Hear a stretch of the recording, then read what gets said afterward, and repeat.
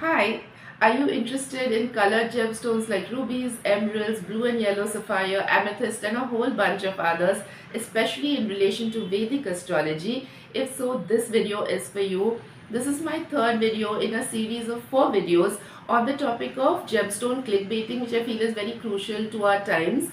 Who am I? My name is Aparna Pednekar. I am a journalist who has written for publications like Vogue, Condé Nast Traveler, Travel and Leisure, Hindustan Times, Mint Lounge, The Hindu, Lifestyle Asia, and a whole bunch of online and print publications for over 18 years.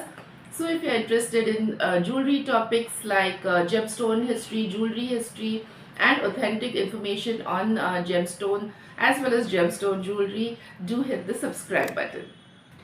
So I don't know whether you've heard or read about this news from Pune, which just broke a couple of days ago, that an IT engineer couple spent over 14 crore rupees in a period of 7 years on a, my favorite word, spiritual healer or a god woman who turned out to be a fraud. Apparently their daughters were very ill, so they went to this spiritual healer and she told them a bunch of things. They spent a whole bunch of money, sold properties outside India, within India, and it took them 7 years to realize she's a fraud. And finally they went to the police, lodged a police complaint. Now honestly, my first impulse when I hear of somebody very educated, these educated women who fall for catfishing schemes or dating scams, or extremely successful and rich educated people who fall for fake god women and ponga pandits, my impulse is to be angry, because if the cream of our society, rich, successful, so-called intelligent people fall for these scams, then what hope is there for the uneducated, right? But then sometimes I think that the uneducated and people like artists and writers like us are sometimes way more practical and pragmatic than people who are highly educated. But that is another matter. If you think you are very modern and you are extremely rational and you don't believe in nonsense like Vedic astrology and all these gemstones, and you will never fall for it, take a little pause. Also, pride comes before a fall, and remember this dialogue from Newton, fabulous film, fabulous dialogue.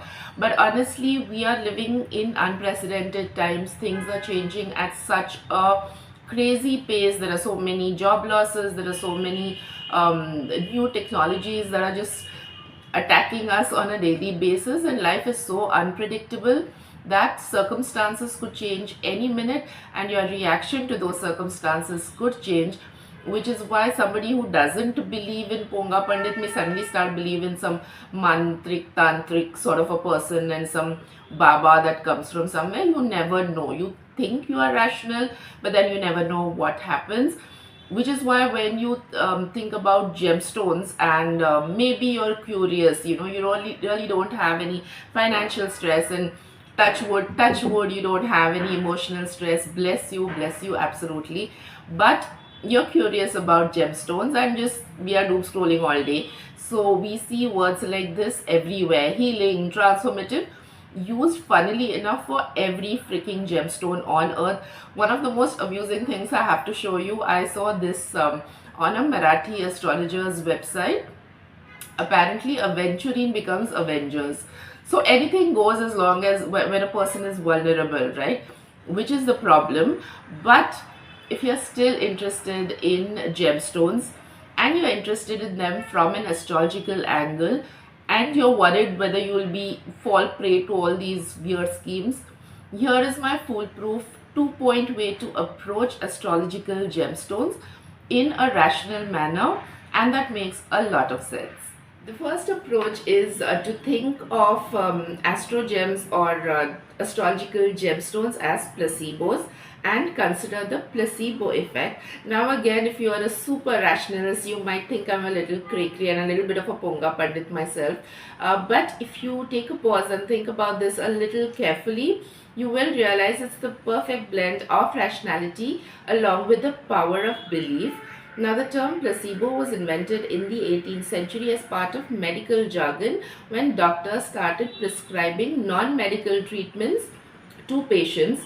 If you think this is fake or this is cheating, they actually figured out that it worked because it triggered real biochemical changes. It released endorphins, it releases dopamines, and ultimately it reduced stress, thereby healing the patient, working as a subsidiary category of the actual medical treatment. And it worked great in cases where the patient was very obstinate and absolutely harangued the doctor saying, you have to give me some medicine, the doctor's like, okay, Jesus Christ, here, take this sugar pill, and treat it like medicine. Let's take an example of a gemstone. Say you're going through a messy divorce and you've talked to friends who are general bitches, or you've talked to a whole thing, nothing is improving your stress, because the stress will exist, right? There's nothing that's going to improve the stress. So you decide, chalo, let's go to an astrologer. The astrologer, for example, recommends that you wear an emerald or a yellow sapphire. And what's the problem, right? You get a beautiful ring that you get to wear. You get to wear this gorgeous, natural, beautiful yellow sapphire or emerald. And with time, hopefully very soon, the stress also passes. It's a double win. There is no problem if it's going to make you feel better, right? So this is a mild situation and it works perfectly, which is why you should think of your astro gems as placebos. The second way, and according to me the simplest and only way to understand Vedic gemstones in a rational way, is symbolism.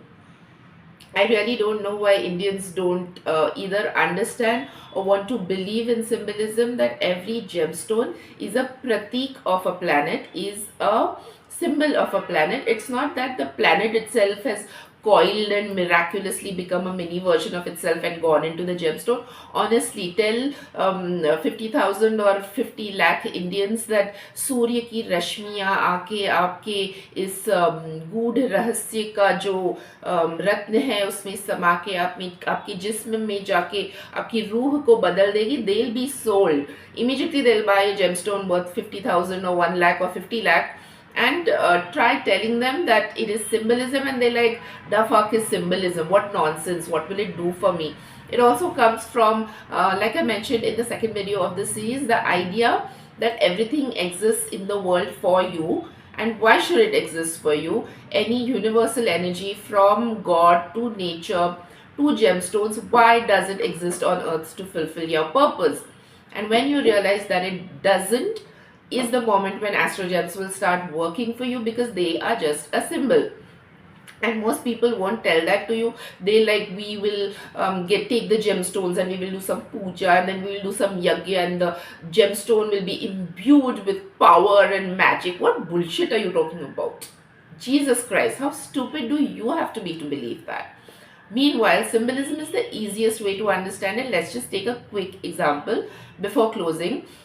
Say you're a student, you want to become a wildlife photographer, go to Africa and do wildlife photography. Then on your mood board or your wish list or the walls of your room, you are going to put pictures of Africa, the big five, elephants, lions, that sort of thing, right? You're not going to put pictures of fashion models from Milan, or jaywalkers from New York, or for God's sake, Zohran Mamdani's picture, and or put hikers in New Zealand and trekkers in Australia. You will put pictures of your goals, so your symbols that you're wearing as have to align with your goals.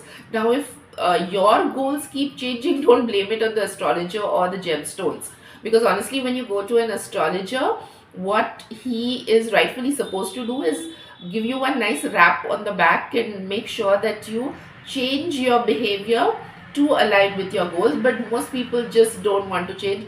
That includes me. Most of us just don't want to change the core of what is not working for us, which is why then they give us symbols like gemstones. So just quietly wear it and admire how beautiful it looks. And whenever you look at your emerald, think of your communication skills. Whenever you look at your ruby, think of leadership skills. Think of vital energy. Whenever you look at your blue sapphire, think of hard work, commitment, discipline. Make sure you get up every day and do. The same thing applies to ruby also, because it is governed by the sun, but Saturn is hard work, crazy hard work, and you cannot forget that when you're wearing the blue sapphire, which is what gemstones are for. Thus, these are my two ways of simple and rational ways of understanding why and how astro gems work. Make sure to subscribe to the channel if you've liked this video, and stay tuned for the last video of this series, in which I give you my five top tips while investing in Astro Gems. Bye.